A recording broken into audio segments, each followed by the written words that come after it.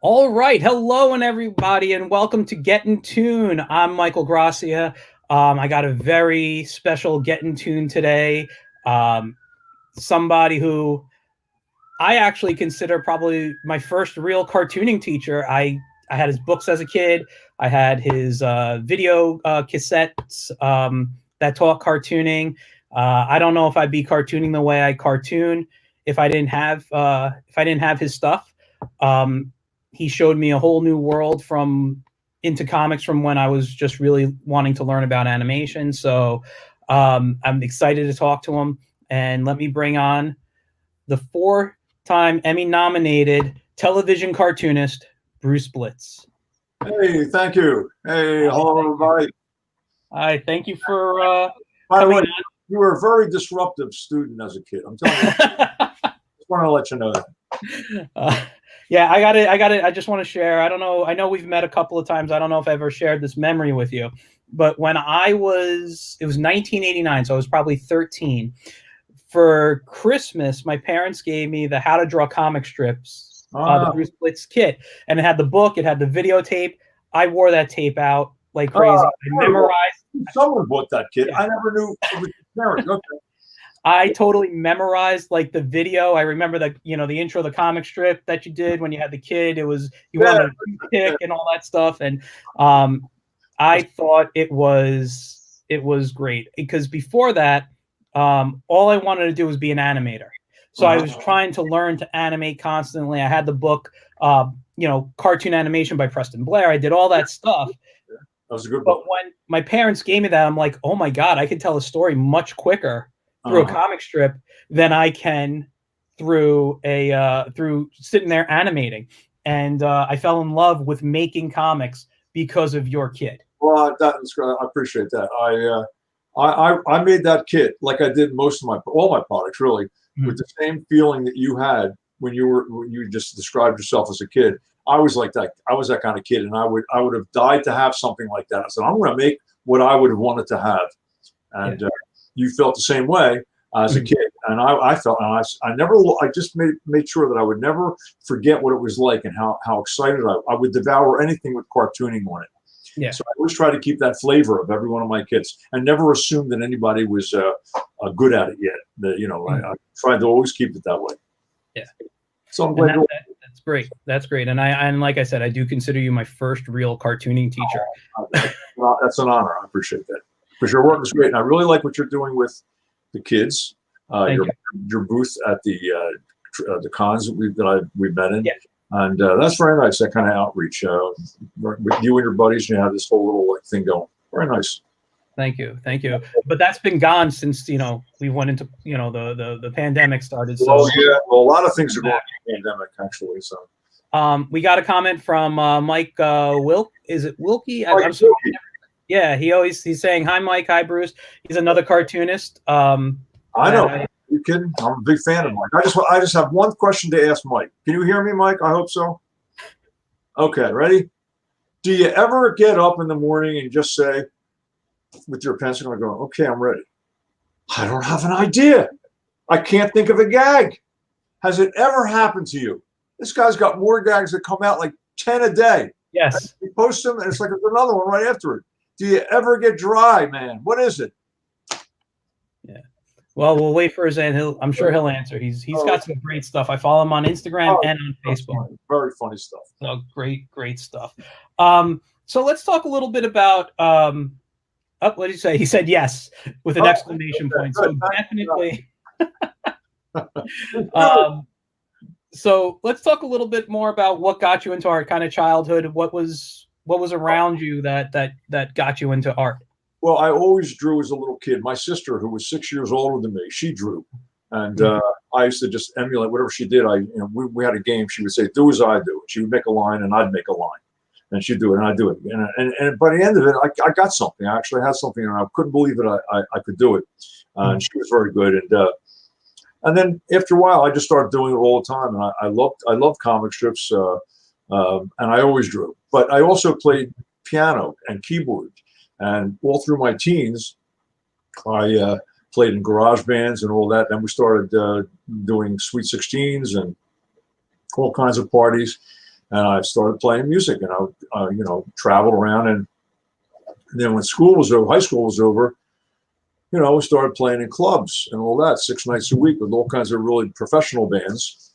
And I did that for all through, like I say, my teens and all through my 20s. And at the end of my 20s, you know, this is a lot of years I played everywhere. You know, I played in, I did a single with the piano. Then I switched to organ. I played B3 Hammond. Anybody who's out there knows what a B3 Hammond organ is. That's that big wooden monster that looks like a piece of furniture that you'll see in a lot of rock concerts. That's the only one they want. Nowadays they use modules of that. But anyway, I lugged that all around for years and years. And but by the end of my 20s, it was the kind of thing where I said, I think I've had it with clubs and that life. So I said I had to leave that life. So that's what I did. But I always liked to draw all that time. And I said, well, what else can I do? I said, well, I guess I'll draw. So I started to do animation. And I did some local commercials in Philadelphia of some animated things. And I wish I could show you one, but I had them posted on my website, my Facebook page. I'll put them up again. I was part of the jingle, the home of Happy Auto Parts, where saving money starts, with Jimmy's Used Auto Parts. Now, Jimmy, I did a caricature of Jimmy. I went down there one day and I drew him. And I animated him in his yard doing this and everything while the cars were singing. And it was, that was what I did. Now, I didn't make any money. As a matter of fact, I lost money on the deal, but I was just so happy doing it. And I decided that, you know, I wanted to stay in art, and I moved from Philadelphia to Las Vegas, and in the end of my 20s. So that's about 1980. I'm sorry, about 78. That was about. And I got there, and all I did the whole time I was there was I always wanted to get a comic strip, and I wanted to submit to syndicates. It was my lifelong dream. I figured, what could be cooler than having a comic strip that everybody reads, make a lot of money, and sit in your house and just draw the comic strips. You got another one. Mike Wolf can be great at that. He's got gags all over the place. Yeah. And the way you submitted was you would have to create the character, the premise, the other characters, and give them 14 finished strips. And you send it to major syndicates, which were only about 10 or 11 back then. And you do it, you send them all, and one by one, I'd get a rejection from every one of them. And that was it. So I did it again. New concept, new gags, new premise, the whole thing. Did it again. I got rejected for over 2 years, and I must have sent out about 15 strips. You know, and that was it. So at the end of that 2 years, it was in Vegas, and I would the whole time to make money. I was playing a little piano. You know, piano was this big. It was a little piano like that. You know, I played a little piano, and that's how I ate. Then at the end of all that, I got pretty tired of that. I met a fella in Las Vegas, said, you want to go to the World's Fair in Knoxville, Tennessee? This is 1980. And he said, and draw caricatures. I said, I draw caricatures, you mean in front of people? He said, yeah, in front of people. I said, oh, I've never done that. I've only done it in my house. Anyway, so I had nothing else to do, and I had just got married. So I packed up everything, including my wife, in the car, and we went to Knoxville, Tennessee. We moved there for 6 months. It was a 6-month fair. I went in there cold, standing, you know, sitting there with people behind me. It was 15 artists. They were all experienced though, and I didn't have any idea what I was doing. And I did my first ones, and they were pretty bad. When I finished my first one, you know, I remember, you know, these guys were knocking me out in 5 minutes, and I was going like this, and I was erasing and everything. But about 20 minutes later, I do have to say, it really stunk. And what happened was, I remember the first time, and I had to like give it to her and get the money. I went like this. Here, you pay him. And I ran. I didn't even want to be around. It was so bad. Oh, but in 6 months, I learned how to do it, and I made money. And I went home back to Philly, and I decided to make money doing caricatures. And that's kind of my journey. I was rejected all that time, and then I decided to do caricatures, my newfound skill from the fair, back home. And I did parties and all that, and that's what I did. And can I just say, I actually have a caricature done by you of me. Yes, look at that. I love it. It's usually up on my wall in the corner there, but since you can never see it on my camera view. No one ever gets to see it. You don't have your mustache on there. You didn't have a mustache when I drew that. You had a beard. No, I just had the little goatee. I grew this probably a few months after that show, and kind of kept the beard since then. Oh, well, you got to update these things every now and then. But yeah, let me ask you this: since you were talking about doing the strips and everything, what were some of your favorite strips as a kid? Like, what was it that like inspired you as with the strips? What were you like? I have to read first, or I have to read last because it's my favorite. How did you do it? I used to like Beetle Bailey. Mm-hmm. That was a very simple strip, very not very detailed. Then there was Jimmy Hatlow who drew They'll Do It Every Time and Little Iodine. Man, what a cartoonist he was. Now, this is old-fashioned cartooning. This is like very detailed, and these guys were just unbelievable. And I don't know, there were others. I used to like to look at Prince Valiant, even though I could never draw like that. I didn't understand what they were doing in the thing. I just looked at every panel was like, like a masterpiece. The castles in the background and everything. Anything that was there, I loved it all. It was Dennis the Menace. Oh yeah, no, I'm kind of up there, right there with you with all the ones you just named.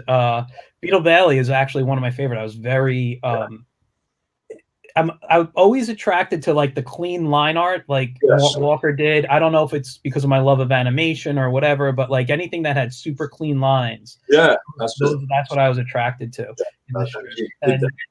And later we're going to talk about the TV show that you did. Yes. But on the TV show, and I've seen clips on YouTube again, but you got to interview some of these cartoons. Oh yeah.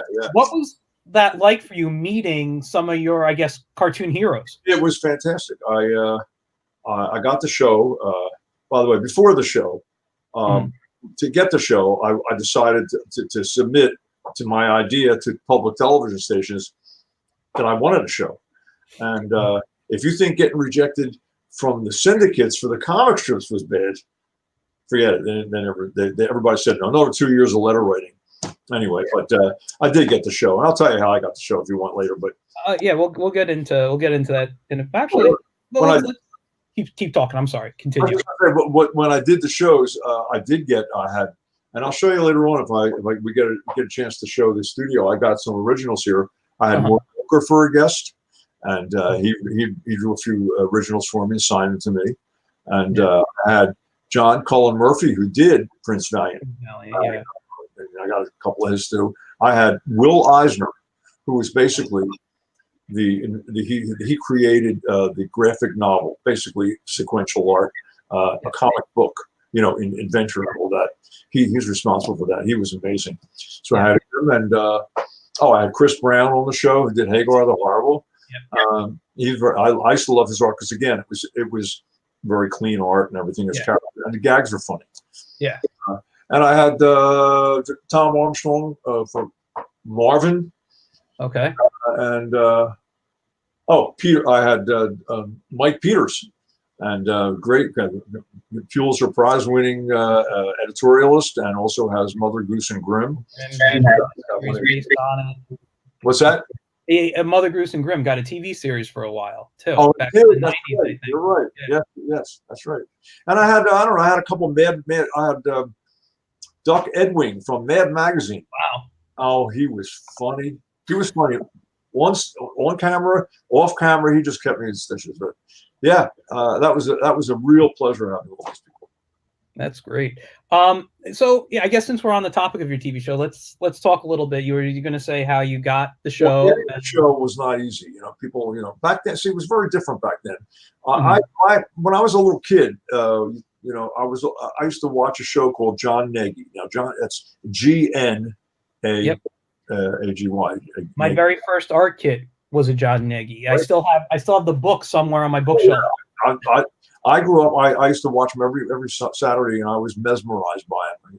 It was black and white in those days, so he worked in charcoal, and it was great artwork, and it always came out great. I never knew what he was getting, how it was going to get out. What are you doing? How's that going to come in today? And we're always finished up. It's really neat. Anyway, gorgeous stuff. So years later, when I got back from the fair and I was doing the parties and everything, I said, well, this is great. I like doing the parties. It's good money, but there must be a way that I can somehow sell products and I'm not actually doing the job to get paid. You know, it's like, so it's selling somewhere. So this is key. It's all about timing in this world, because about 1983 or 83ish, when I got back from the World's Fair and everything, VCRs, you know, were coming into their own. They were out in the late 70s, but nobody could afford them. They were like $800,000. Yeah, they were big and they were expensive, and not everybody could have them. But by 1983, they were coming down in price, and everybody's starting to get them. You get a Betamax, where you go VCR, VHS, where you'd go Beta, and anyway, so they were out. But and you started seeing, you know, people they were selling in stores movies like MASH and all that, and once in a while you start to see how-to things. You know, Jane Fonda, maybe a lot of people don't remember, but Jane Fonda had a workout tape. It was very popular. Then there was someone else. Someone gave me a tape from a guy in Britain who was teaching magic. So I was looking at these things. I said, wait a minute. I would like to have products, you know, and sell them like these guys, you know, videos. But I didn't. But see, my mind was not quite right yet. I said, but you can't sell products until you're the guy on television like John Nagy. Yeah. He was my model. So I said, so what I have to do is I got to get a TV show before I have the right. Who am I? I'm not worthy. I'm not worthy to sell products unless I'm on TV. All right. So I sent out for 2 years. I sent out, as I said, you know, and I got rejection. But then at the end of 2 years, I said to myself, again, if they're putting out tapes, I can do it. I went to someone's house who had a video camera, which nobody had. You know, it wasn't like that. And he filmed me and taped me. And at the end of it all, he edited it and all that. And I packaged it together. And I said, what's to stop me from making a kit without being the guy on TV? What's the difference? I mean, if it's a good kit and I can get it in stores, you know, what's so wrong with that? And I did. So I made the video and I packaged it with a bunch of art supplies. And here it is, my first kit. This is 86, maybe, I guess we're talking. Has the video, and it's got the video, the products inside. You get a book, a 56-page book, trace paper, regular paper, pencil, pen, sharpener, and the Instacartooner, the plastic overlay sheets. Yeah. And it all came in one of those red rope portfolios. And I said, all right, I don't have to be on TV. I want to sell something. Yeah. So I went to, oh, that's bad. I went to my first trade show. There were art stores back in those days, lots of them, thousands of them throughout the country and international. And they would come to the Javits Center every year for a trade show to buy things for their stores. And I got a booth with my wife, and I only had the one kit. We put them all over. We put a million of them all over. It looked like a lot. It was the same one kit. We tried to sell things, and we did well. People said, "Hey, what do you got here?" See, I reasoned that, well, even though I wasn't on television, if I put my face on it, whether they know who I am or not, they're going to buy a kit that's got the person who's going to teach you on the. So it's like, let me buy that kit versus this kit, because this is a face. This guy's going to teach. This is the guy that's going to teach me. We had this immediate connection. It became a personality product. You'd be more apt to buy that kit versus the one next to it. So I did. What do you think happened at the first trade show? I meet a guy named Elliot Koenig, who used to own a franchise. He franchised out the Koenig Art Emporiums. He had there were 100 stores. And he came by with his wife and his son, and he came by. I didn't know who he was. And he said, I did know who he was. Someone told me if the Koenigs come, that's good. And he came by and he looked and he says, I said, would you like to buy this for your stores? I was always thinking. And he said, yeah, I like this. We're going to buy this for the stores. But you know, this would be a great idea for a TV show. To which I said, gee, I never thought of that.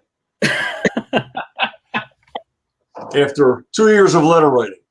So anyway, long story short, he went to Connecticut Public Television and funded it. And that was really what turned the trick. That's why I was getting rejected. You know, they all said it was a great idea, but, you know, we don't have it on our schedule. And bottom line is it was all about money. So when he put the money up, I had a show. That's how I got the show. That's and then, amazing. Yeah. That was it. Wow.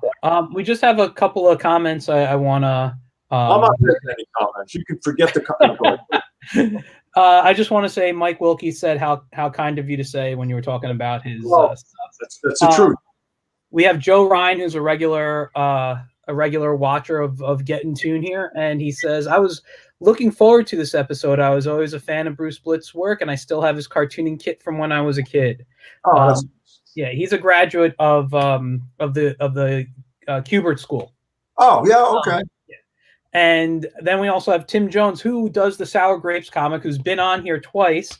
And he says hi to me. And he says, I used to learn from some of Bruce's tapes back in the day. Oh, that's nice. So, yeah, I think this is one of the reasons why I wanted to have you on, because, number one, it's Thanksgiving week, and and it's kind of something to be thankful for the stuff you created for people like me and Tim, and there's so many out there who just learned because you made it available to us. Well, listen, I'm honored by that. I worked very hard on those kits and the show and everything. When I hear people say that, it's very rewarding, because I don't know how it's being received. Sales are nice. As far as the TV show goes, people said they watch and everything. I said that's very nice, because I was in a room with cameramen with T-shirts on, and that was it. And it was very nice to hear when I went out that people actually liked that. And I'm honored by it. I have to say, I remember you on TV because I grew up. I grew up in a town called Mahopac, New York, which is right near Connecticut. So you were kind of like on a local public Connecticut station, I believe. It was where Barney was done, actually. What? Barney was the same. It was the same. It was next to Trinity College. It was in what is that? I forgot. I don't remember. You go over 95 and then you go north, and that's where it was. Okay. Yeah, I don't remember, but they had but I got a Connecticut channel when I was a kid. Oh, okay. And that's how I saw it, but I never knew like 100% when you were on, so I didn't catch them all the time. Yes. But I had your products, and that's where I watched you more. And just speaking of that, where did I put it here? I just want to show when I believe this was the 90s this came out. I bought your DVD set here, who had, I believe, there's 4 or 5 cartooning DVDs on here, and it broke a little bit, the casing, so this DVD falls out all the time. But yeah, that was the library set. What I did is I came out with that first kit that I showed you, that video. Then I came out with 4 other video kits, and then we decided at one point to put them together in a library set. That's what you have. And I love that. I'll be honest, I pull it out once or twice a year just to kind of watch, to reminisce and have fun with it. I also have. I refer to them as my baby pictures, by the way. Where did I put it here? I just had it. I also have a book of yours, which I literally had in front of me. It's the Big Book of Cartooning. Well, the Big Book of Cartooning. Yes. You don't have it. I got it if you don't have it, but yes, but you got a signed copy. Mine's not signed. Yeah. So I'm sorry. Here it is. This is the Big Book. Now, see, after I started my show in the beginning of the 90s, I did 104 shows. I did 10 in 1989. That was the first one that the Koenigs did. They went out of business. They went, all the franchises just closed up. Oh, there it is. Yeah. Mine's not signed. Yours is signed. Yes. Mine, I have a nice little autograph, and there he is. Get to yours. You wrote that yourself. You'll hear from me. Yes. But anyway, I'm sorry. Continue. But I'll say that, so in the beginning, after my first 10 shows, I did 13 more in 1995. Then I did 84 at the end of 2000. But right about after the first 10 were done, I was getting offers from publishers. And Big Book of Cartooning was running press, a pretty big publishing company, and I did that for them. And I did like 4 or 5 or 6 other books and products for them. I did this for them. This is a early 90s. And that was I had that too. This is the Insta Cartoon. Yes. Which was in the first kit that I did. And then this one here, this is one of my favorites, really. This was the Ultimate Cartooning Kit. And what's in there is you got a little desk pad, and it's got 50 pads, sheets that you can change. At the end of the lesson in the book, you get a book in here. You go to this page and you can try it out, finish the pieces that are missing, then wipe it off and do it again. It's called the in the kit. It was called the Retuner. First we had the Instacart tuner. This was the Retuner because you can keep doing it over. And then I did a couple books, and then Walter Foster. Now you had mentioned Preston Blair. I did 6 books for Walter Foster. Mm-hmm. This is one of them. This is the cartoon portraits kit. I did 5 others, and that was to me a big honor because I grew up on Walter Foster books. I mean, they've been around for a long time. I know, and I have the Preston Blair book. That's one of my favorites right there. Mm-hmm. Anyway, so I did this, and now some of my, and this is another kit I did. This is one of the things. This is my favorite toy. This, you have one of these? No, I don't have one of those, but I have seen you use it. You can make 10,000 different faces. Is it killing you? I did a trade show, one of the art trade shows, and it was Vanna White was there because she was plugging something for a yarn company anyway. So I got a picture taken with her, and when it was all done, the picture, she just had a baby. So I ran back to my booth and I got one of these and said, "Here, I'm giving you this Wheel of Features." She was in Wheel of Fortune, so she never calls me though. I'm still aggravated about that. But that's, anyway, but anyway, that's the publishing thing was good because I did a lot of books from other people. I do want to show. Well, I'm going to show one of your other products that I showed you before we went on, but I want to mention a couple of comments. Joe Ryan says that's the one I had. I think he's talking about the Ultimate Cartooning Kit. Oh, okay. And Tim Jones, and I don't know if Tim, you came in a few minutes late, but it says, "Have you ever thought of creating your own comic strip?" And this is actually something I was going to ask you a little later. I know you said you tried like 15 strips or whatever, but do you ever think with today, like just doing a comic strip on Instagram or something? No, I know that's how people do it now, but I have other things going. A lot more things I'm doing right now, and I don't really have the time. It's not like my focus now. I would love to have had a comic strip at the time because that's all I thought of. I didn't have anything else going. So, but that would be a great thing, and that's a tough road to go. I mean, Mike Wilkie will tell you. I mean, he's doing it, and he's doing well. But I mean, it's and what do you call got started like that? What's the guy? Dilbert. Yeah, that was one of the first people who actually went that route and was very successful at it. He just went right on the internet. Yeah, no, and I don't know if he still does it, but I think he still does. If he was, he's doing it online. I think more. But he was successful, and that's the point. Yeah. He got it that way. In the old days, you didn't get successful unless you had a syndicate. Yeah. You tried to self-syndicate. You got into 2 or 3 papers, but you had to get into a syndicate. But, actually, speaking of self-syndication, Tim Jones self-syndicates. He's in a few papers himself. Oh, really? Well, see, I didn't know that. I don't know that. I don't know the system now. Yeah, no, he does it. But let's just talk about the other product real quick. I've added a little piece to it, but this right here is a drawing board. It was sold as the Blitz drawing board. I added this pencil holder, and it's great. It's a tabletop board. And you got yours there too. And the reason I bought this was because you signed it for me. The reason I bought this is because the frosted plexiglass here, I used to put a light behind it and tape a peg bar, and I would animate on this. Yeah. I loved it. I thought it was a great idea. Animation. I still use it once in a while for animation. Really? Yeah, I'll scan it into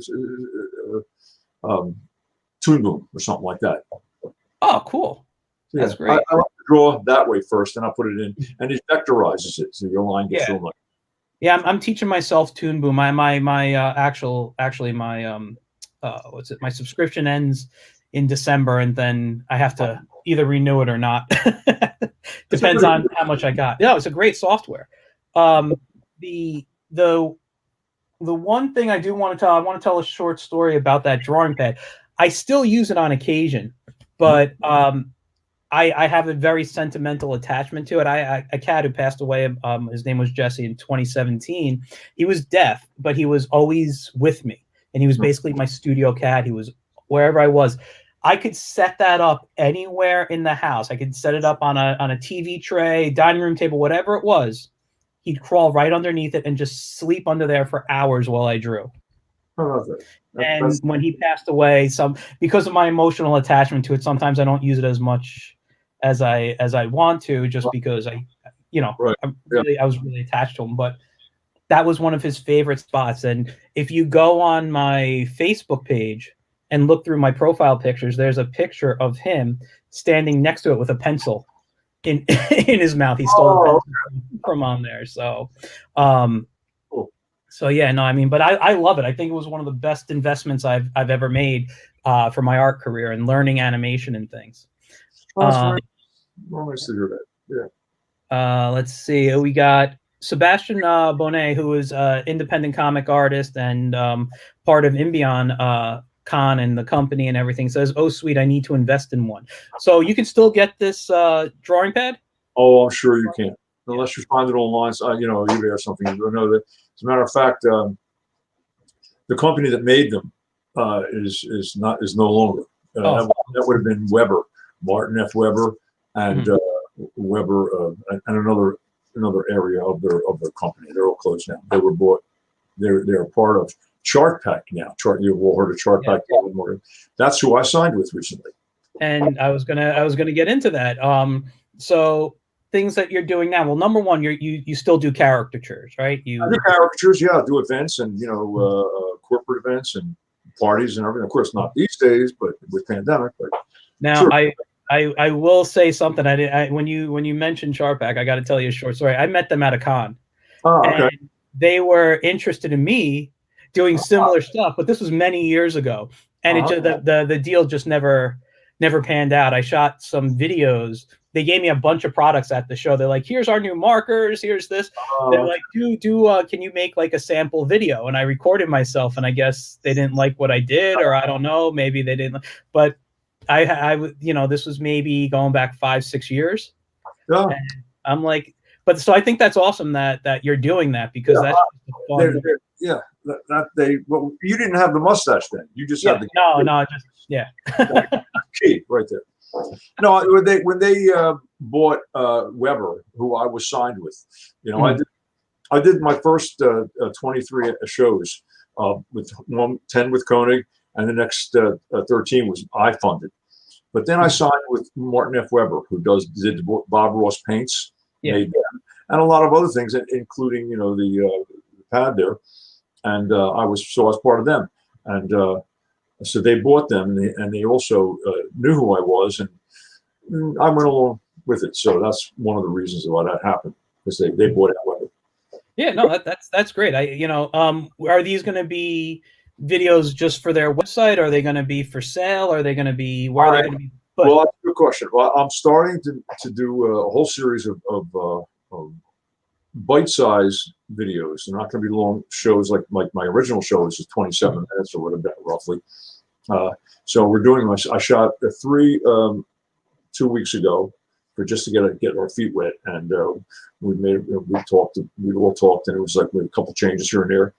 But I'll be doing 5 in a couple of weeks, and I do it right here in my studio. I have a whole little set, that I made, and it'll be shown. Hopefully, I don't know quite. It could be YouTube, it could be Vimeo, it could be Netflix, it could be a lot of things. But I'm leaving all of that to Chartback, because they have more inroads for stuff for finding that out, and I don't really want to do that end of it anyway. Even when I was doing my shows, I didn't really have any input. It was the deal was made with the owner of Weber. All it was to like I did the first ones in Connecticut, like I said, but then I did 84 in Tampa. He made the deals for all the places where that was. I don't want to get involved in that part of it. Yeah, but where it will end up with. I don't really know, but it's also to enhance product sales. That's kind of the purpose of it. So. Yeah. Yeah, no, that's great. Well, I'll tell you, I'll definitely be watching for sure, Great, and I'll be great. watching your social media, so and your website. So when you post, which by the way, guys, his website's been going across the bottom. You can go down there, check it out. You have access to a store on there, correct? That they can get your. No, you don't. No, and No, oh, I'm sorry. I thought there was. okay. My website is my Facebook page is not my website. Oh, my Yeah, your website. website we're Oh, looking at. no, I'm sorry. No, there's not actually a store there right now, but Okay, there's not. But okay, I'm sorry. I thought yeah, there was. I keep thinking. I always say website. I always think of Facebook, the website, but there's nothing. But there will be soon. There will be very soon. But there was one, but there's not one now. But yeah, sure. I just want to get people to go there and say hello. There, email me. Yeah. So we got another comment from Tim who says Bruce actually was one of the people whose instruction helped me create Aesop. Aesop's the main character. I don't know if you ever seen his strip Sour Grapes, but was I the think I have. I think I have. I'll look it up. Where can I see his he's on Facebook, he's on Instagram. It's published weekly. I think Tim, put your Instagram handle in the comments, but I believe it's Sour Grapes 2017. And it's a great little strip. I mean, I love it's all 3 panels for the most part. Very simplistic backgrounds, but the gags are good, and that's you know, and not saying that the art is. I'm just saying the gags are really good. It just moves nicely. And I was talking to him about it the other day, and it's just a fun strip. It's one of those when it comes out and I see it on Instagram, I make sure to read. Sure, I'll definitely check it out. I was right at Sour Grapes 2017. I was a fan of yours. Your wizard there. Oh, thanks, the Wiz. Yeah, I'm planning to bring him back. What happened for that is I had a lot of medical issues, and I just kind of had to get rid of the stress, and doing the comic at that time was very stressful. But actually, and I don't remember if I said this on the air when I had Tim on with a bunch of other cartoonists. It was doing this show and having people who inspire me to draw because I like their work, people like you, things like that. I started writing the strip again. I have about 40 or so strips written. I'm going to start drawing it maybe the next couple of weeks. I meant to do it earlier, but with redoing the studio, that's kind of taken up the time. But I want to bring them back in the new year as a weekly strip. Just because I don't want to stress myself out too much, and I'll draw as long as I won't post until I have 20 strips drawn and finished, and then I can be like, okay, then I got a little padding for myself. I don't have to worry. I know that's good. That's good. And do that. But yeah, I've come up with a few, I think, new ideas, and there's slight differences in character design that I thought about doing some changes to, but it's all from this show. Everybody did that, and you would go back to all the original strips. You look at the characters when they first started and how they morphed, and they always evolved. Yeah, and that's one of the things I like looking at artwork and seeing how people change what they were doing 5 years ago to what they're doing now. There's always that slight difference sometimes. You know, and you were mentioning I'm blanking on the artist's name, but you mentioned Marvin. I remember when I was a kid, he looked completely different than what he does now. And I thought it took me a while to accept the new look because I really loved that. I know. Sometimes they go a little bit too far one way or something, but yeah, I know what you mean. Sometimes you get. But I loved it. You know, the writing was still the same, and that kept me coming back. Right. You know, and so writing is really very, very. I mean, that's almost everything. You know, it's like that's got to be funny. Yeah. Now, let me ask you. You said that you would be interested in giving some cartooning tips, like do some quickies. Are you up to doing that now, or? It's not a tip. I want to show you how to draw something. Maybe you've seen this. Okay, hold on. I'm going to give you the full screen so everyone can see. Okay. Okay, there you go. Maybe you've seen this before, but you're going to see it again. How's that? Okay, let me make sure I got the right thing here. Wow. Okay. I am going to. I'm going to draw a frog in a pond. All right, here we go. Okay. So, here we go. Draw.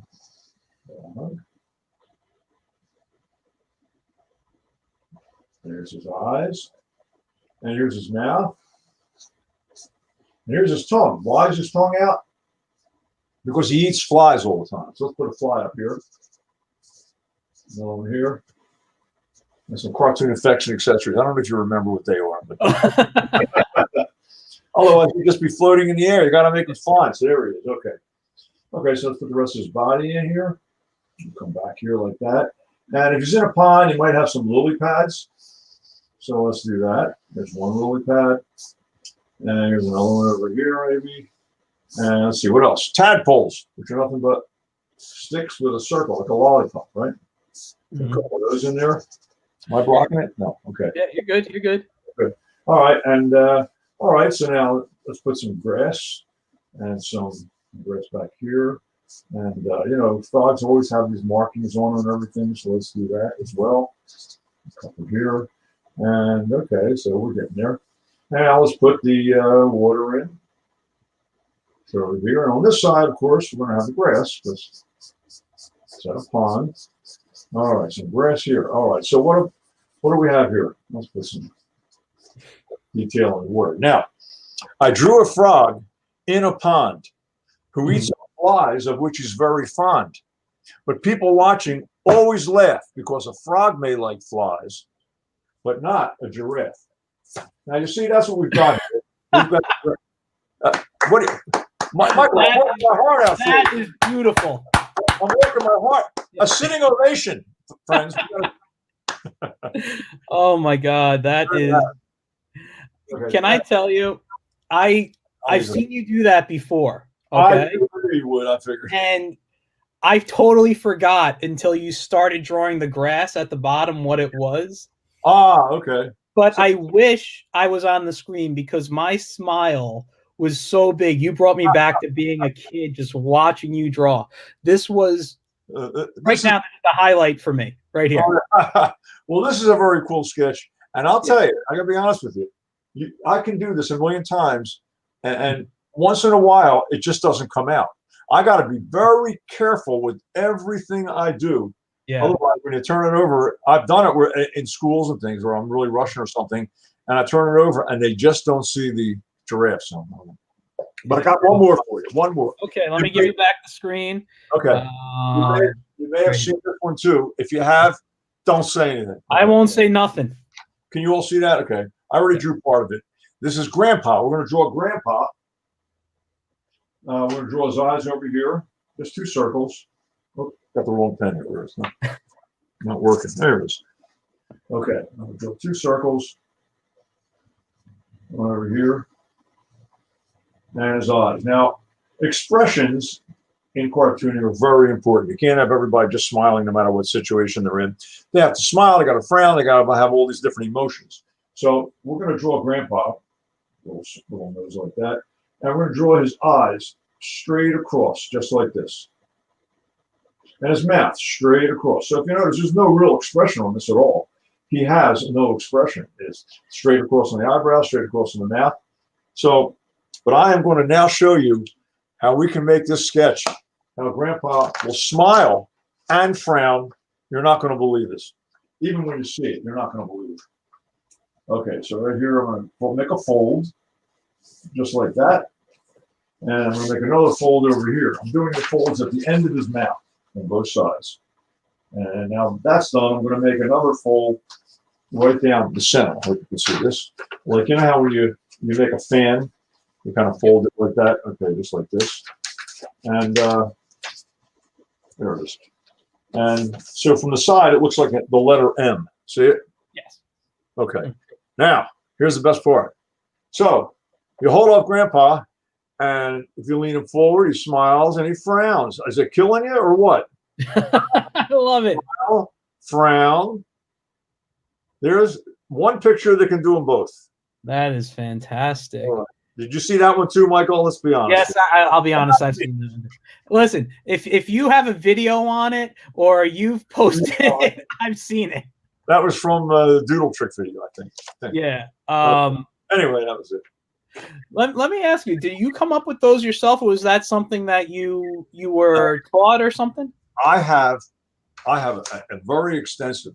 I'm proud of this and I love it, and I relish these things. I have a great collection of cartooning books from days gone by all the way back. I collect them all. I bought them on eBay. I paid a lot of money for some of them. And I've done the same thing, by the way. I do collect cartooning books on occasion. Really? Well, I'd like to hear some of them. Maybe we have the same ones. I don't know. But this one here came from a book, a chalk talk book, and okay. I kind of modernized. I changed it around a little bit, and I made a poem up for it. But it was in that book, and so I didn't make this one up. This here, I didn't make this one up. A friend of mine who's not with us anymore was a magician, and he taught me how to do this. And the thing is, this, by the way, works very well. If you're ever at a party and you want to just be cool, it works perfectly with a dollar bill. And you can. It's funny. I don't know if you saw Mike's comment. George, you make the folds in the George's mouth, and everybody you pass it around. Everybody think you're very cool. That's fantastic. I don't know if you noticed on the side, Mike's comment says you could do that with that smile and frown with a dollar bill. Absolutely, and it's great. That's fantastic. So in answer to your question, I see things sometimes, and some things I make up, and a lot of things you make your own. You change things around. We all do that. We all look at other people's artwork and we say, I like that style, and then you kind of adapt it. You're not copying unless you really copy, but your own style emerges all by itself just when you decide that that's the style I like. I'll work with it. So okay. No, that's because I do this. I've done the same thing. I'm not gonna lie. I've taken things that you've done and changed it a bit to work with the kids that I'm working with. Depending, like it's Thanksgiving, so maybe I saw a doodle trick and I turn it into a turkey or a pilgrim or something, and I'll take those ideas. I think we're not alone on that. I think everybody does that. You have to learn. It's like. You don't give a kid a piano and with no music or anything and just say play. Yeah. And with artwork, you don't just give them a piece of paper and say you draw it. No, you got to stand on the shoulders of someone what they did before you, and you kind of adapt. So it's not, you can't ever try to be shy about the fact that you look at other people's stuff. I do it all the time. Yeah. Yeah, no, I do. I think, see, like I said that earlier, I consider you my first cartooning teacher, but I always say the newspaper strips, the cartoons, those are all my teachers. And I do what came before. Now, because I will say this too, because I heard you actually speak, I grew up, I love Bugs Bunny, right? Yeah. Doesn't mean I heard Chuck Jones talk, and give me tips. I just kind of studied what he did. But what I saw, the way you broke stuff down, how patient you seemed in the videos, how much fun you had, I feel that's kind of what I took into my teaching style. Because you were one of the first teachers I was really exposed to. Not only taught me something that I truly wanted to learn, but at the same time, you made it fun. Well, I try. As I said before, I always tried to make it like what I would have wanted to see as a kid, and I always and I never assumed that like some videos you see that everybody understood a certain term, like the light's coming from up here. Whoa, what does that mean? What do you mean the lights? Well, who cares? Why are you telling me this? I always made sure that I explained it because I just remembered how I didn't understand anything was going on. I heard it over and over again. Yeah, I actually do something like that, not just with terminology, but when I work with middle school and up, I actually explain how the arm works for drawing and say when you draw with your wrist, when you draw with your elbow, when you draw with your shoulder, so they have a good understanding. Because it wasn't until I actually spoke to a teacher in college that they you got to think of your arm like this, and no one taught me that. So you realize that there was something that you didn't know at that age, So you don't assume anybody knows anything, especially kids.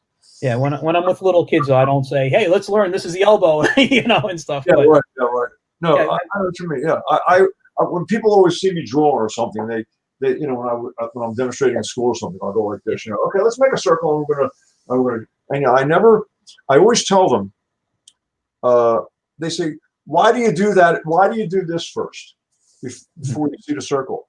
And I said to myself, man, I guess that is something he's wondering why that is. I said, it's a great question, and I never don't say it now before they ask. And that is, I say, you're going to get a much better shape if you get the shape first. And then once you're happy with it, then you lower it, point to the page, and you're going to get a nice. You don't want to do this. I always tell them, you don't want to get sweep that pen, and you're going to get a jiggery line, and it's. Yeah.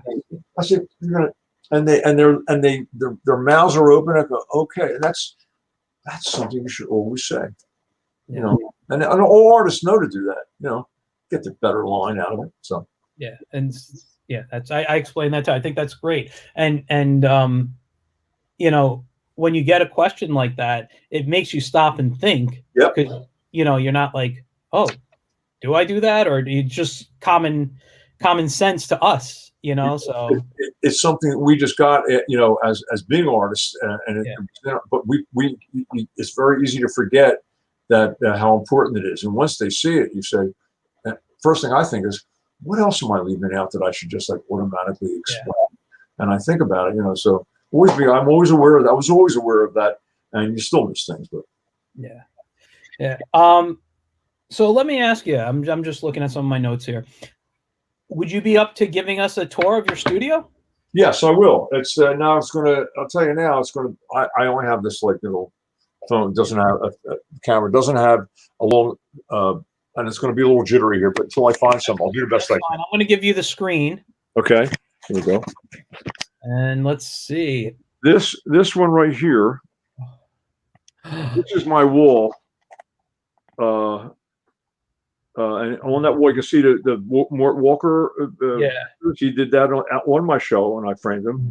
Then underneath that, that's Tom Armstrong's a Sunday page original he gave me of Marvin. Yeah. And I like that one a lot. And then I went, and up here there's Mike Peters, you know, Grimmy the cat, I mean the dog, and then there's I forget the name of the character up there, but and then there's Chris Brown's Hager, and that's just a character someone did to me, and there's another Marvin, and up here there's that's the Trudy by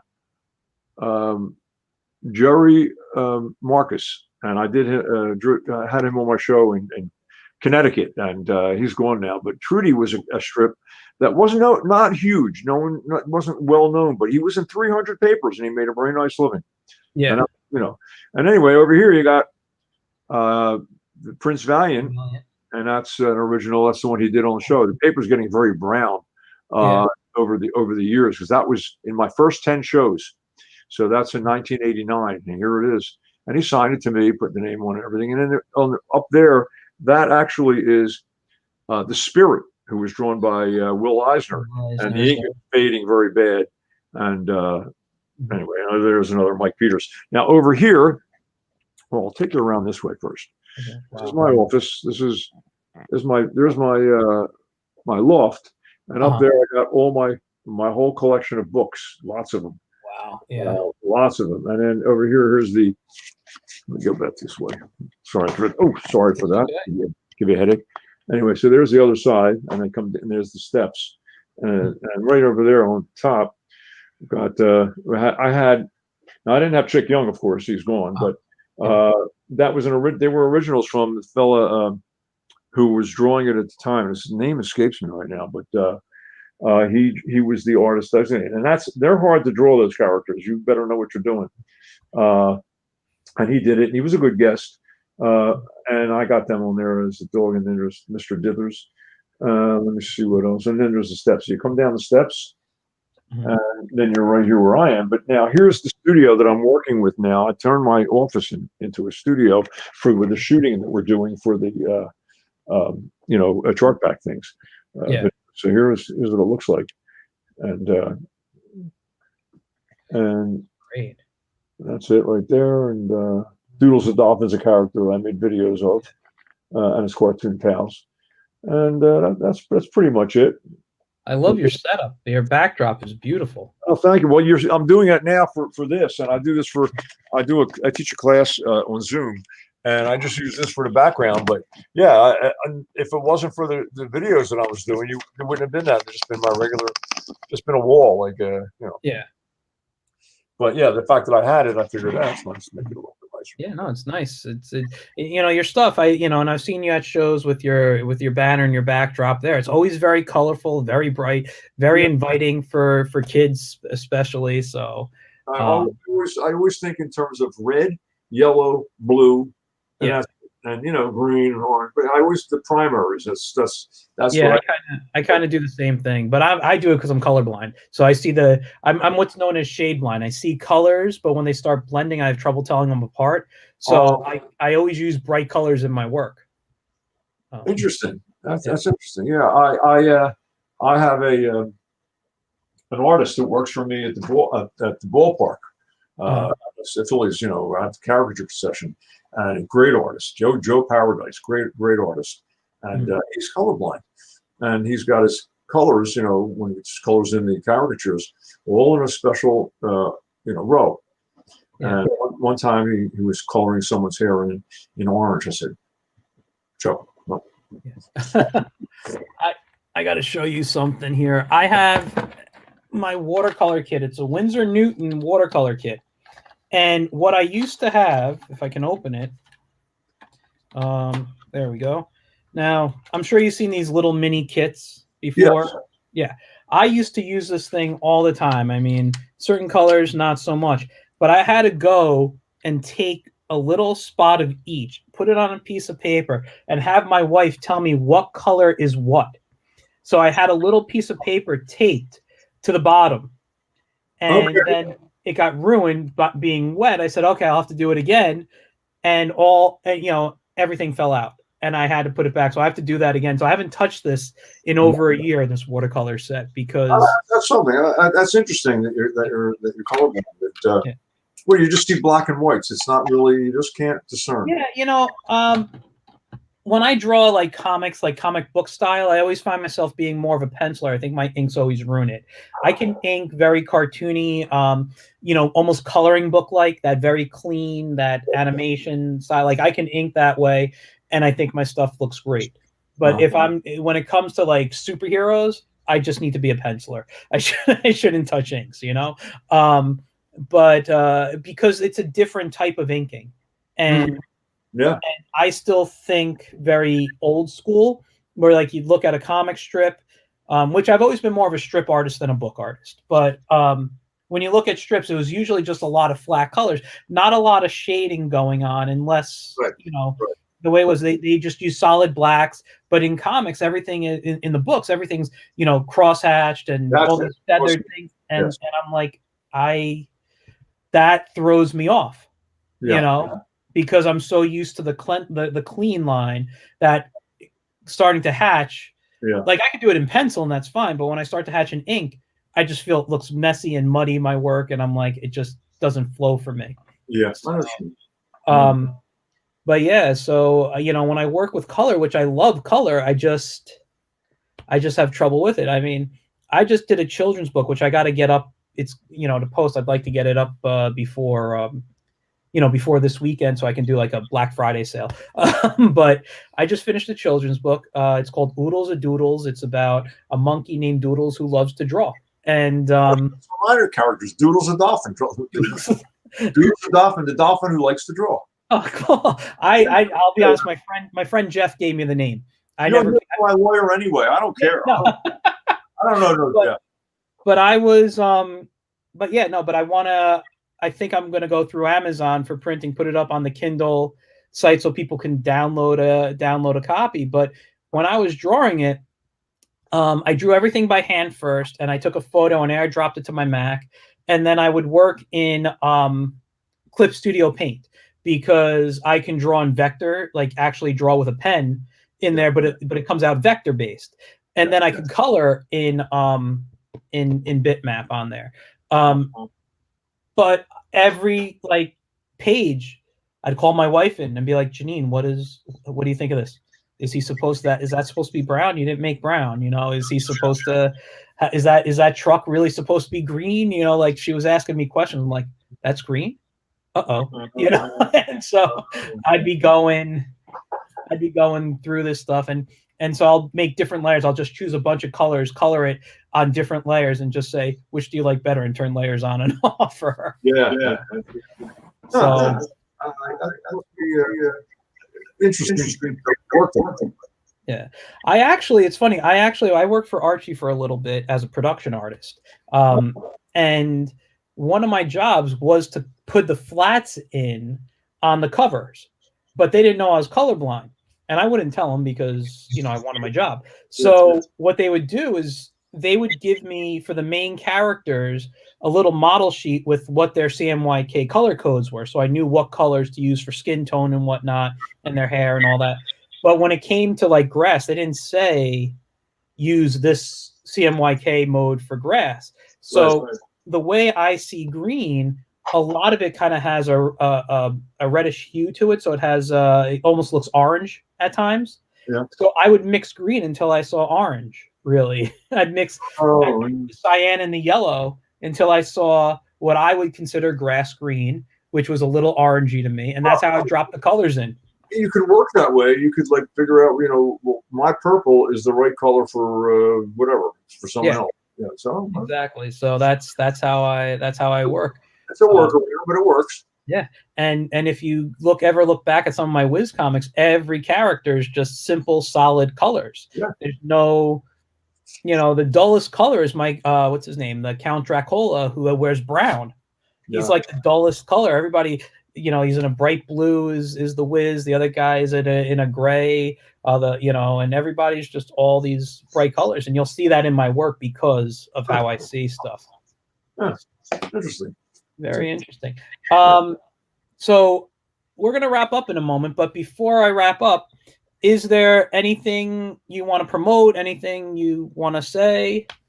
Not at the present time. I mean, like I say, I will be having the short pack videos out soon, and I'll let you know. I'll keep you posted, and you can look at them where they can go on. There is a website called Thaylo.com, THAYLO, and Okay. that's owned by Chart Pack, and it's an artist community, and it's a very good site. And my videos will be on there. And if you go there, there's not just for cartooning, for all kinds of art. So that's something, you know, will eventually, you know, it'll be tied to that. So, but other than that, no, nothing else. Okay. I'm going to send you backstage for a moment and do my wrap up. Before I do, can you just, because this is just the geek in me, the fanboy of you, can you give us your closing from all your old videos? What's that? Can you just say your closing from all your old videos? Well, thanks for being with me, and keep on cartooning. Oh, that's it. Thank you. I just love that. I'll just sit back for a moment. I'll be right back. Okay. Thanks very much, Michael. I appreciate it. Bye, everyone. All right, guys. Thank you for tuning in. This was probably one of my all-time favorites just because it's Bruce. And I want to thank you all for tuning in. I don't have much more to say. It was a very exciting show. I really do wish you saw me on camera when he was drawing. My smile was hurting. It was so big. But next week, I believe the date is December 1st, I'm going to have John Wilcox on. John he's been a colorist in the industry. He knows, you want to talk comic strips, this guy is a historian for comic strips. He wants to talk, he knows comic books, he knows everything. He's worked for Marvel. But I think we might do a little more of comic strip history. He's a great guy, good friend of mine.